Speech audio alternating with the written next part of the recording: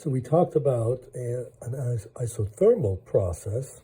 So say the expansion of a gas. So I don't know, here's the gas. And it can expand, so it can push this barrier upwards, this boundary upwards. So let's think of an isothermal expansion. And we noticed that, or we argued that the work done on the environment is positive, so the work done on the gas is negative. And because the temperature, right, T is constant, then delta E, which is Q minus delta W, well, actually we didn't write it like that, we just wrote it as W. So Q minus W, this must be 0, right, because this is proportional to temperature, the temperature is constant, so the internal energy doesn't change, and Q must equal W. So we can calculate W and find what is the heat that must enter the system. So the work is,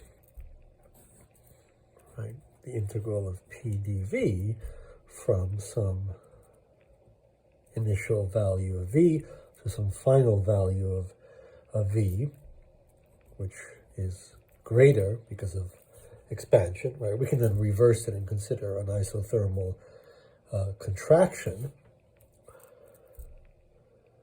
So this, right, so we want to write this in terms of V, and we know that PV, by the ideal gas law, if this is an ideal gas, can be written like that, and therefore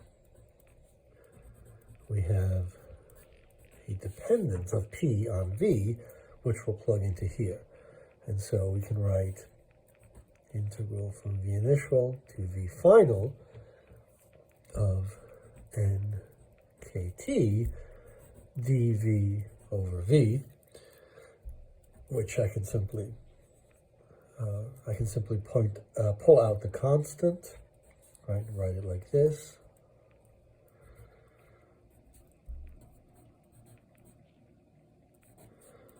Right, so I integrate that, I get the natural log of V, so I get NKT, natural log of V, evaluated from the initial to the final. And that gives me,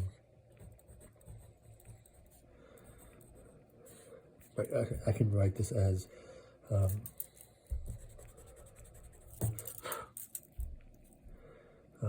one parenthesis log of V final minus the natural log of V initial, but that's the same thing as NKT, right, by the properties of the logarithms, V final over V initial.